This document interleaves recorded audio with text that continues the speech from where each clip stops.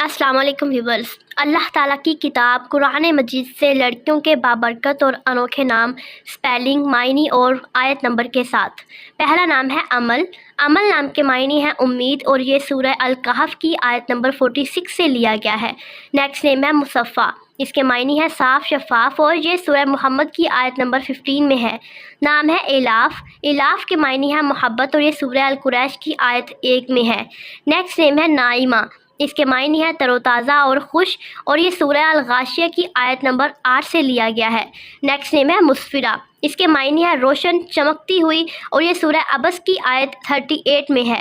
Next name है दानिया। इसके मायनी है करीब, झुकी हुई और ये सूरह अल हाका की आयत 20 में है।